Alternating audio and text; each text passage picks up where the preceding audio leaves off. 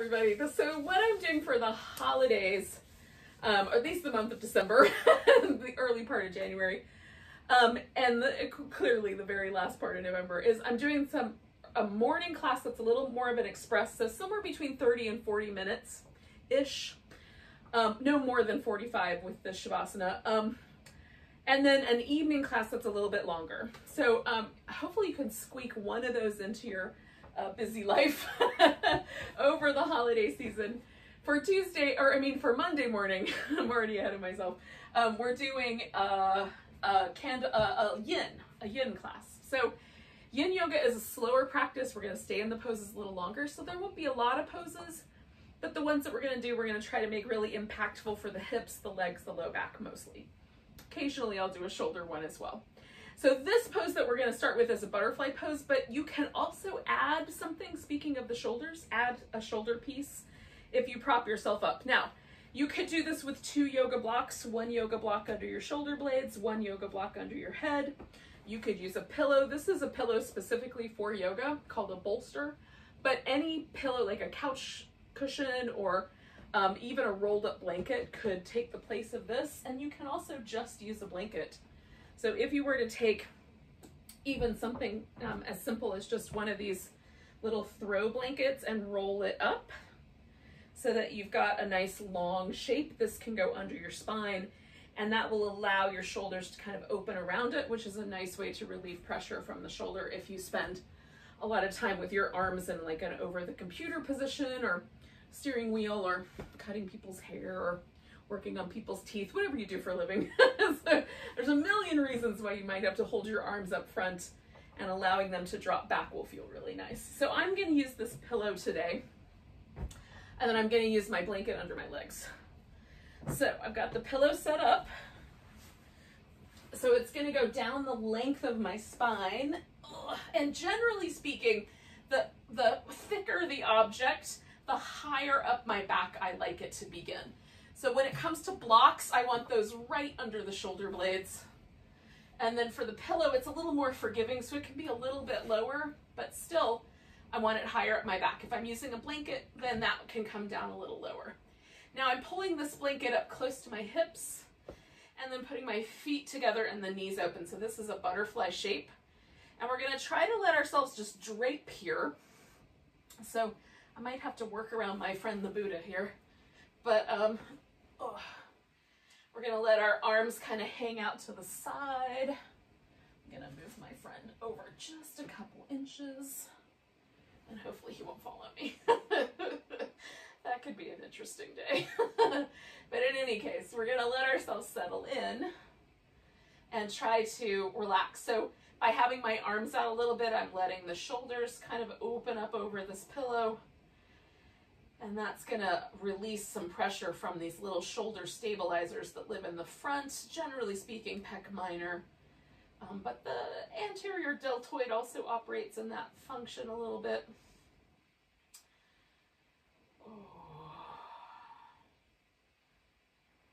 And so if you get settled into your pose and you realize that you're not as comfortable as you would like to be, then adjust your pose.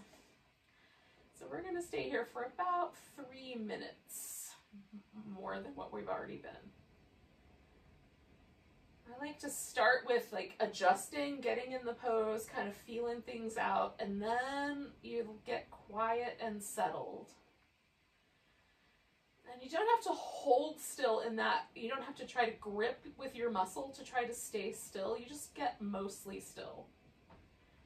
Try to relax tension out of your muscles. And basically let gravity and the props just hold the pose.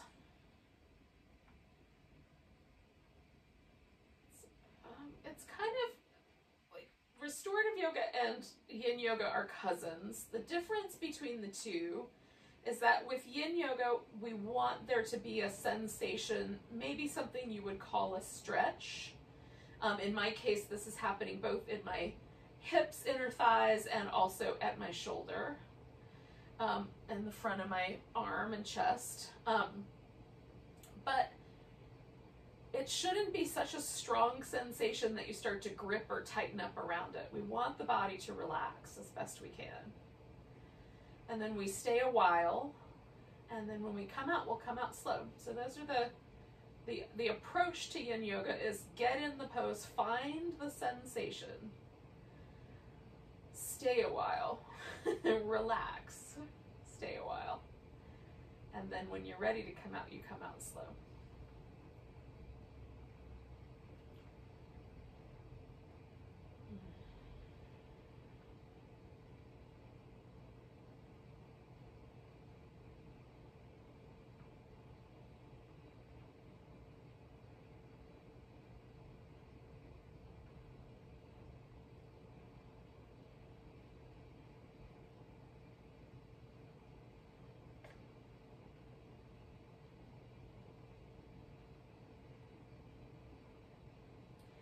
Now, here in the eastern seaboard of the United States, it is winter time.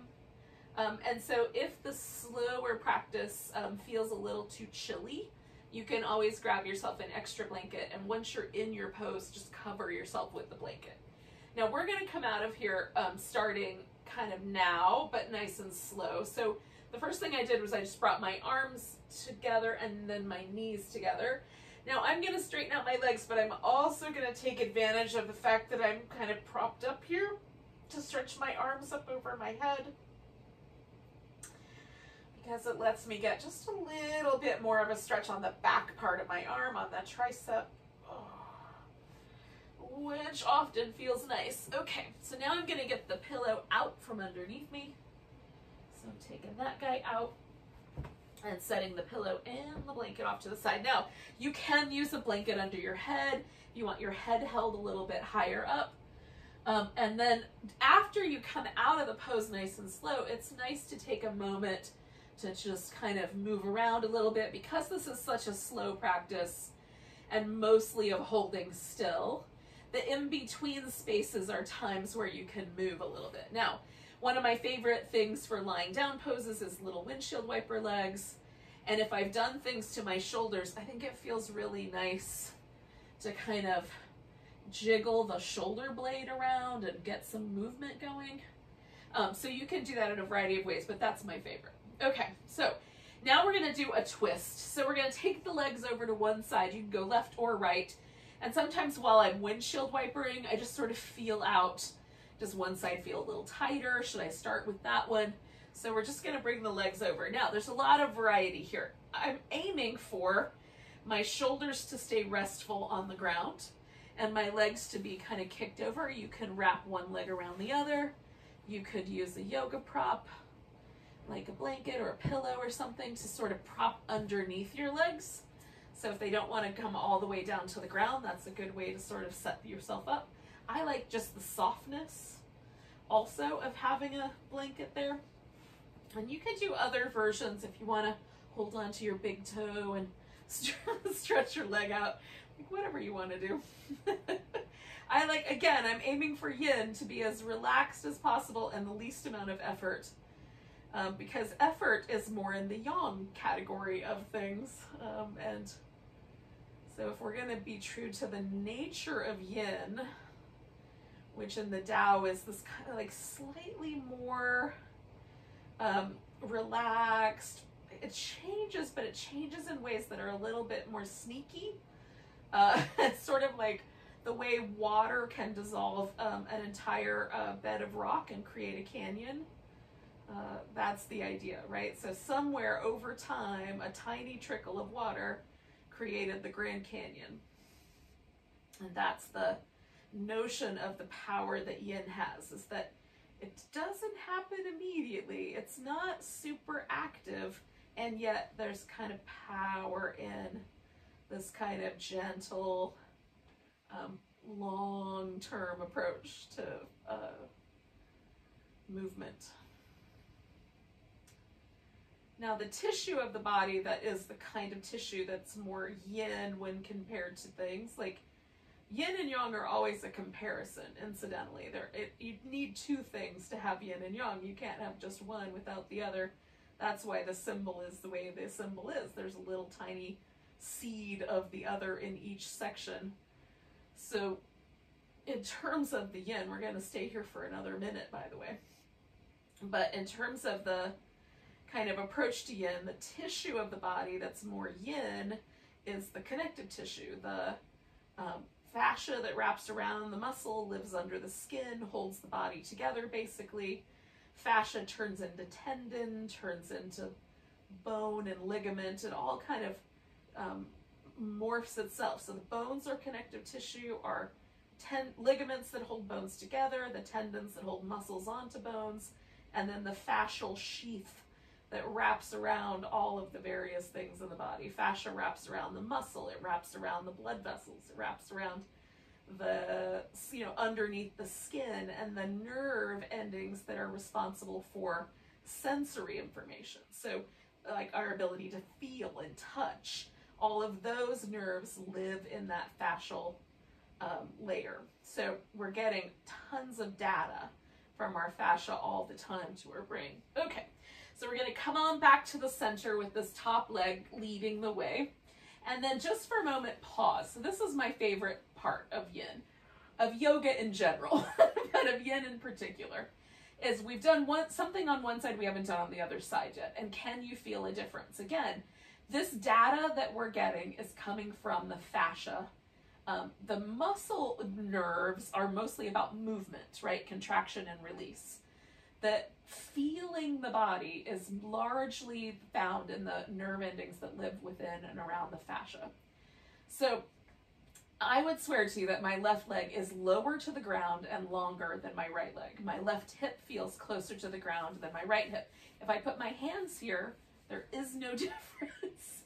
But my fascia is sending a message to my brain that says it feels more relaxed. And this is important just to understand two qualities. One is that we are getting data from this connective tissue to our brain that is giving us very specific feelings of how the body is, our body awareness. And then two is that, some of that data will feel very different than it will look, okay?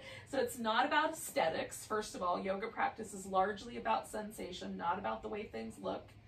And then two is that what we're aiming for with this whole practice is to feel more at home, more like we have a greater sense of well-being in our skin than we did before we practiced. That's what we're aiming for. So we're always aiming for a practice. We're doing the other side when you're ready. We're aiming for the practice to make us feel better. So if we're too pushy or we're too aggressive with this practice, it will not feel better. So we want to allow for there to be kind of a sense of relaxing, of letting go, and also that we're increasing our well-being. If we're fighting the yoga pose, it's better to add more support, add a prop, that sort of thing. Okay, so this side for me is tighter than the other side. My right shoulder has some scar tissue in it. I'm right-handed, so I have a little more tension and muscle tone even in that right arm than I do in my left arm from years of using my right arm mostly. So I have to make adjustments for this side that I didn't on the other side, and be aware that we're always asymmetrical. Human bodies are not. We get used to the aesthetics of our body being symmetrical, but that's not even true. If we were to take a picture of the left half of our face, the right half of our face, and put the left halves together in mirror image, the right halves together in mirror image, we would see some differences in the way we actually look. And then just internally, we've got a liver over on this side, but on this side there's a stomach, a spleen, a pancreas. So there's internally we're not even. Our left lung is smaller than our right lung. We've got a heart on one side, not on the other. So the nature of the human being is to be asymmetrical. So don't worry about trying to make it all exactly even, but do accommodate the differences. So we're going to stay a little bit longer with this twist. And for me, I spent a lot of time in my yoga practice in years past trying to, holding the tight side longer than the loose side in an effort to kind of create more structural symmetry, but I've decided it's a fool's errand because all that wound up happening is that the tight side switched temporarily and I had to go change it again. So I think if we could just accommodate whatever changes there are on each individual side, we'll be fine. Again, our goal is to feel a sense of well-being when we're done.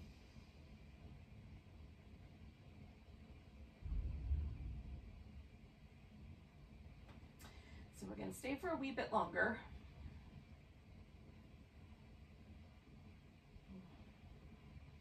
Like about 3 more breaths.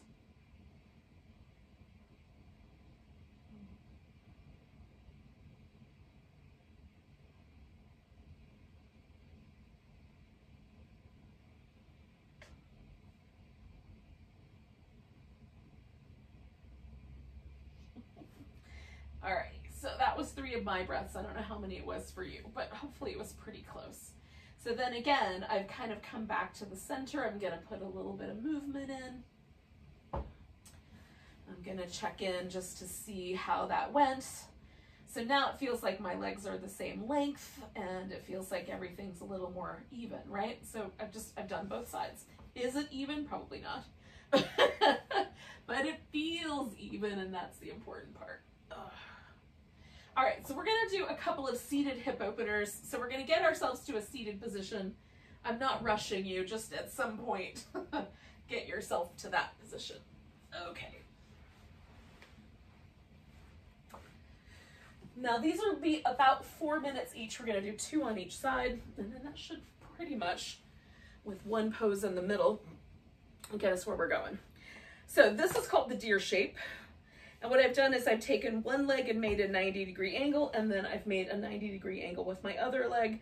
They're approximately 90 degrees apart. I am not going to get out a protractor.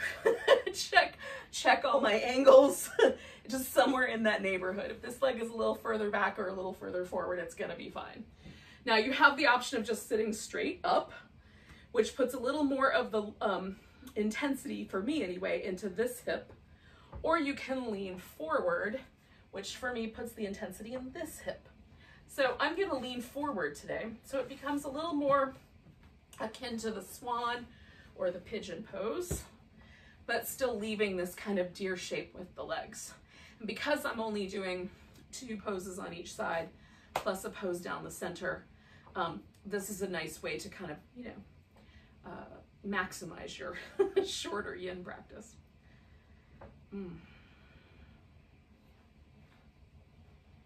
Now you can lay all the way down on the floor if you like. I've built myself a little yoga Stonehenge here out of props, but that is just so I can keep a little bit of a sense of the back bend. It helps, I can breathe a little more easily because I'm not pressing my belly into my shin. So as long as you can breathe, we're good.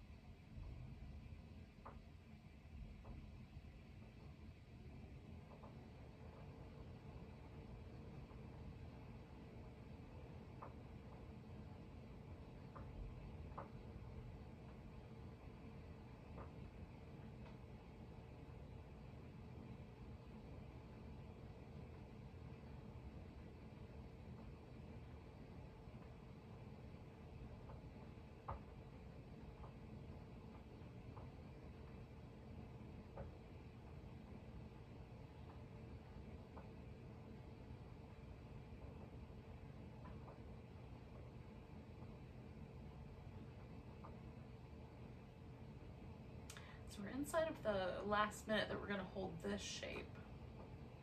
We've got one more.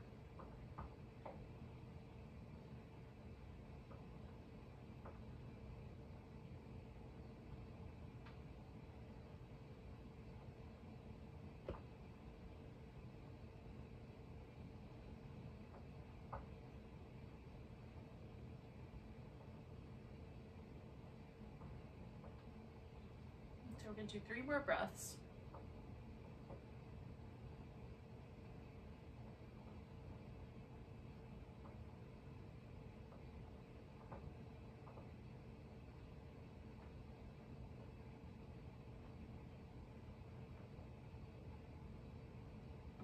Okay, so leaning up, I'm going to take this leg from behind me, and that one's going to come up in front. So you can make it just a really tight cross-legged sitting position.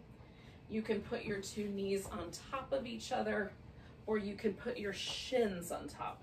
Now I'm going to kind of hybridize a little and bring my shin up so that when I look down, I have a square here.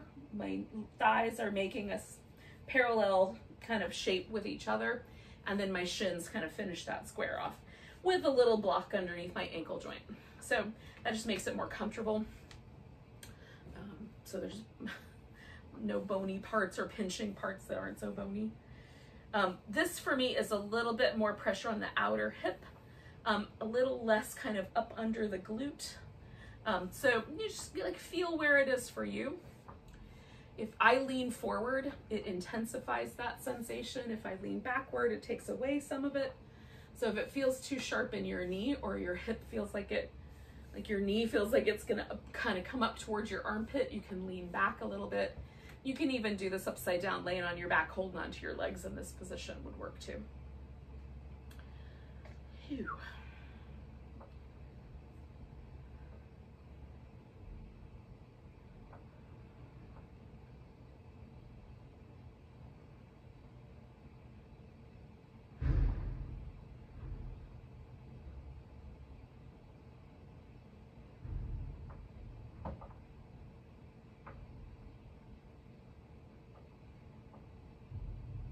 One of the things I like to do while I'm hanging out with a yin pose is like I might lean the weight slightly into the right hip a little bit more, and then lean slightly into my left hip a little bit more, and just sort of check out what happens when that occurs. Try to find the center point.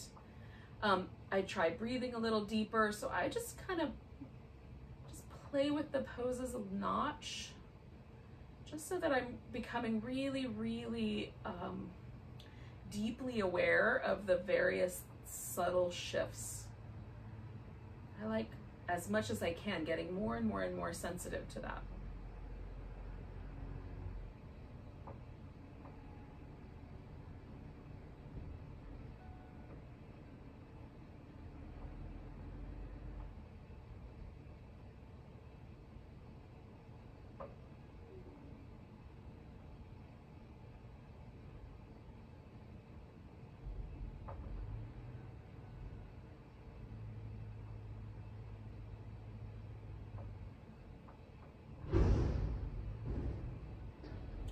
We're inside of our last minute here.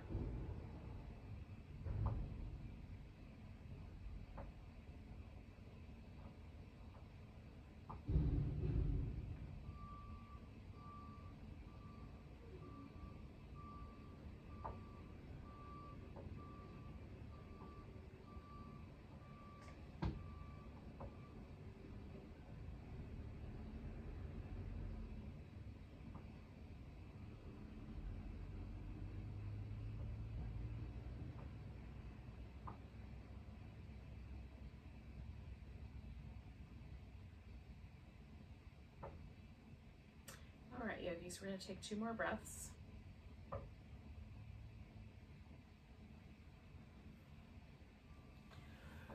Now with this inhale, I'm filling all the way up, leaning back, unpretzeling the legs.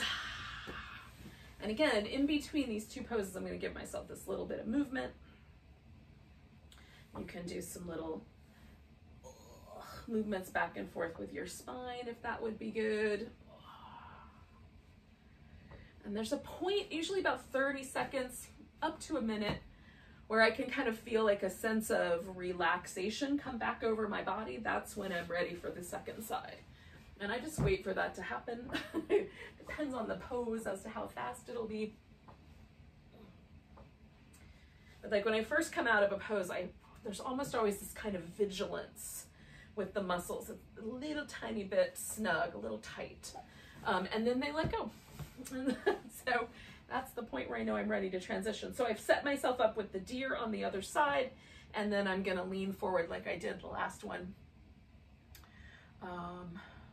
It's different on this side. There's a little bit of different pressure in each hip than there was on the other side, but I'm getting, you know, as close as I can to doing the same thing for both sides. And then we'll just stay a while.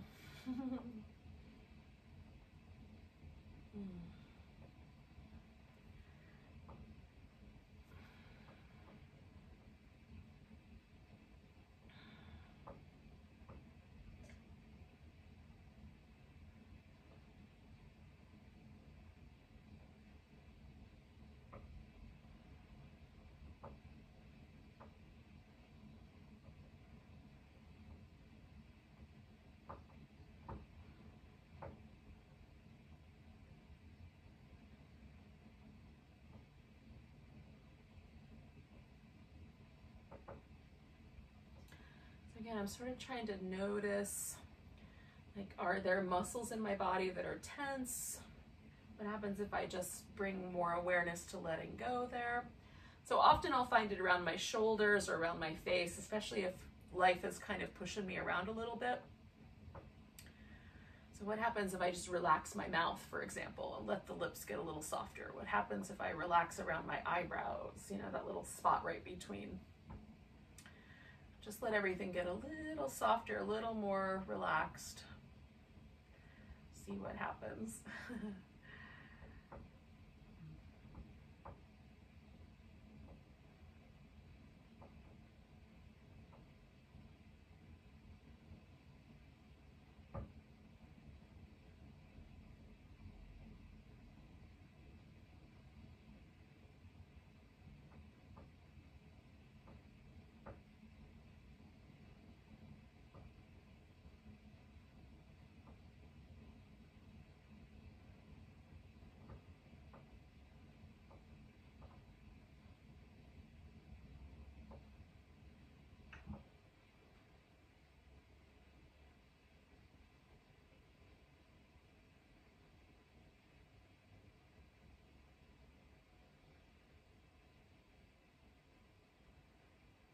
So we're inside of our last little minute here. We probably don't have much more to go, but let's just spend our last little bit of time breathing nice and deep.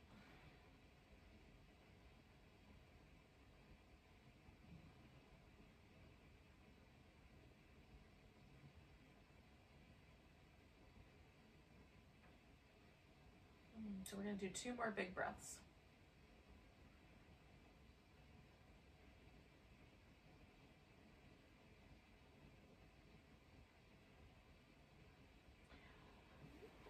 So I'm going to come up, I'm going to lean over, bring that leg out of its position, and ultimately I'm going to bring it right up on top, but it's okay to take a moment. Give everything a little love before you land here. Now I like to fill in gaps. So if there's like a big space between 2 places where my bones are resting, like my shin bone here, I've put in a little prop just to make it more stable. You don't have to do that, but it certainly is nice to be, to feel supported. So you certainly can do it. Oh.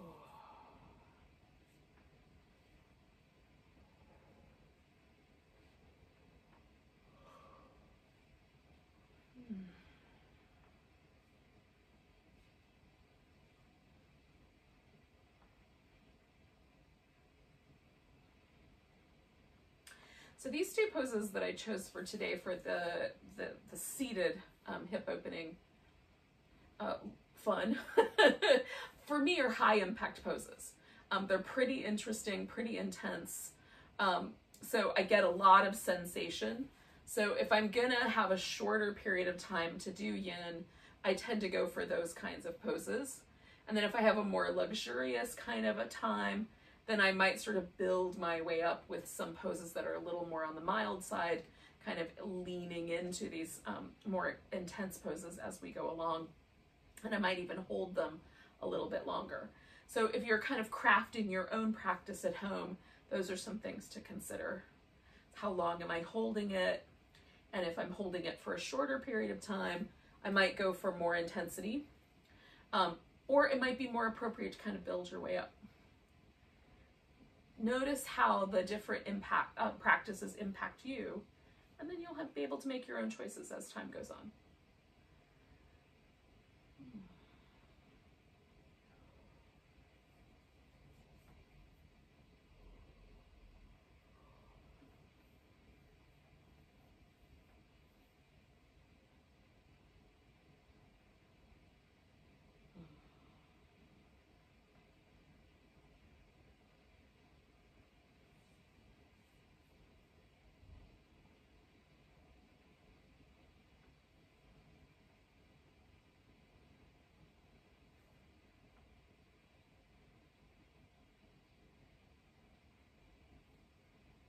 So we're inside of our last minute.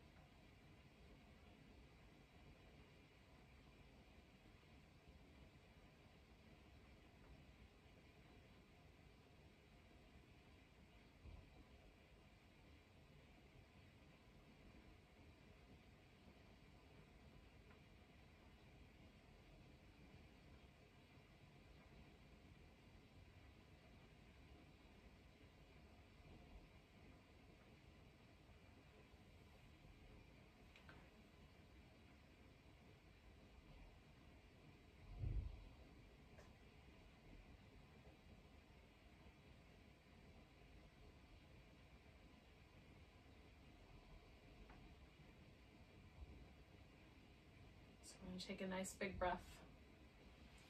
Kind of fill up with air, let that stay with you. Lift yourself all the way out and then unwind your legs. Now, you have two options for the last pose. I'm going to tell you about them, then we'll do them while we kind of give ourselves a chance to rinse out. You can either keep the legs fairly close together and fold straight down the middle, or you can take the legs out in a wider V and fold down the middle. Now, there are people who just genetically, and it's a pretty significant portion of the population, where the shape of the acetabulum, that's the little depression in the front of your pelvis where your femur bone sets in, the angle and shape of that when your legs go wide and you're in this position where you're seated, right? There's a 90-degree angle at the hip or pretty close, actually pushes the hip backward. So if you're one of those peeps, you have a couple of choices. Again, bringing the legs closer together, but you can also, if you prefer the wider leg, you can bend your knees, which will take some of the pressure away. And you could also do this as a legs up the wall pose. So you could lay down on your back, put your legs up, and then create the V with your legs. So a couple of different ways to approach the same shape. Legs closer together, legs wider apart, or adjust your angles. You can bend your knees. Now, I like the wider leg. It's a comfortable position for me. My pelvis will come forward. I cannot reach the floor with my chest. So elbows on blocks works really well for me. And then I also sometimes with the yin will let my head rest with some of these forward bending shapes. So if it seems like a good idea to give yourself like a little, a little place for your head to rest, go for it. And then we'll stay with this pose for a couple moments, then we'll do a little relaxation. So we're nearing the end here of our little express yin class. Practice, as it were.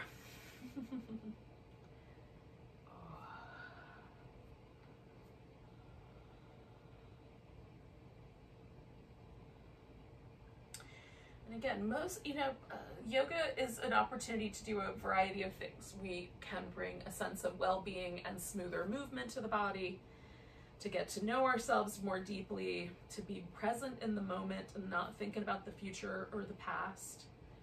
All of those things are important aspects of the practice. And so if while you're here, you kind of lean a little bit, check out, like, is one side a little tighter than the other? Should I make adjustments? You can, all of those things are part of being present for the practice. So worry about adding a little bit of movement, but just don't fidget. If you're feeling fidgety, adjust your pose. It's probably a message that you should back off.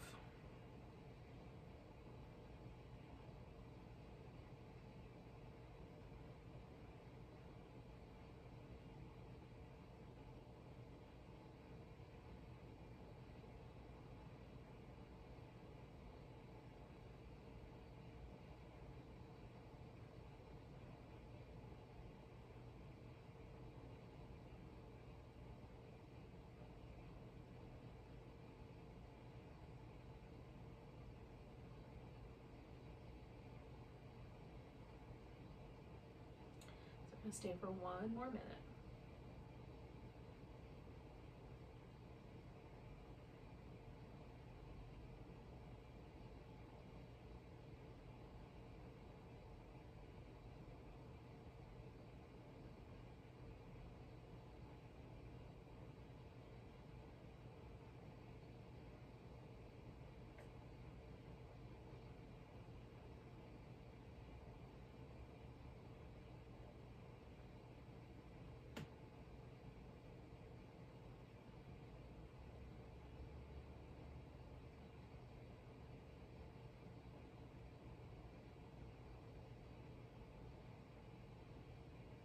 We're going to take a nice big breath. Hold that air in, come up out of your pose. And then we're going to let ourselves lie down. Now I'm going to cover with my blanket, and I'm going to use this little pillow underneath my legs this time, just so that it's a little more comfy. And you can choose to do Shavasana or not with Yin. I like it because it feels like a pose that sort of resets everything. And it gives my nervous system a chance to completely assimilate all of this sensory data I've been sending from my fascia. So I like it, but you can choose to move into your day if necessary. Oh. So if you are going to stay on the floor for corpse pose, just let yourself find a home. Adjust the things so that everything can get comfortable. You may even find it better to let your feet rest on the ground. Even a pillow underneath the legs may not be enough for your low back, so choose appropriately for you. Take a deep breath and then just let everything get a little softer. There's a fringe up my nose.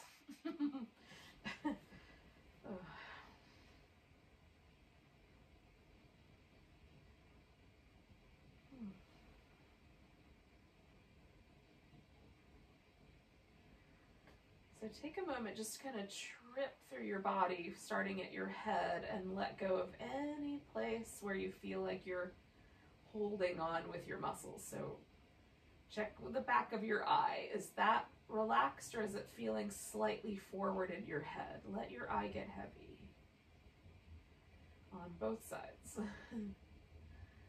Let your teeth part a little bit and let the lips soften. Make sure the shoulder blades and the arm bones are held in a way that let the chest and the shoulders and the arms all relax. Relax your abdominal muscles. Sometimes we inadvertently grip with those for some reason. Let your hips get nice and heavy. Let your legs relax. Soles of the feet and the toes.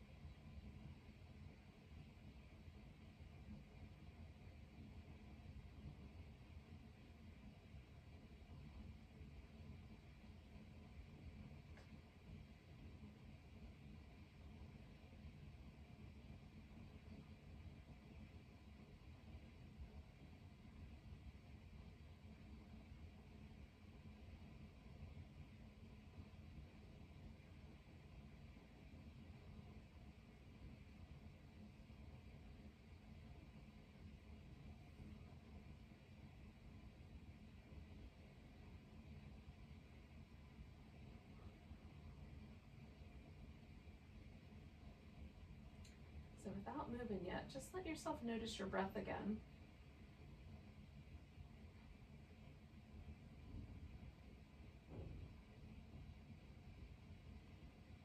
And see if you can feel the breath in the whole body. Can you feel like the sort of gentle ripple of movement happening even down to your fingertips?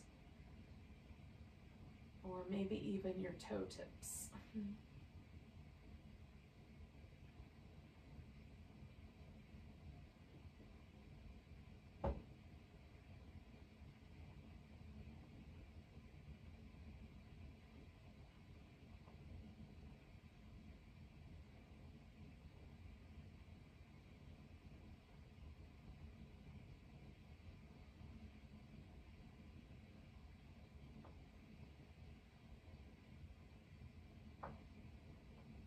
All right, yogis, take a nice deep breath all the way down to your tiptoes,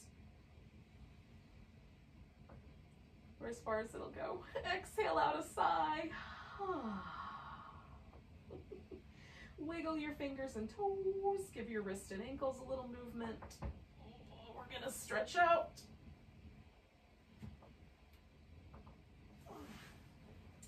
Give ourselves a hug.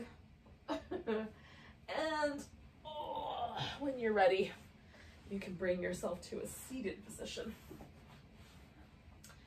So thank you so much for joining me for a little express yin. Have a great rest of your day. Let's do a big breath together.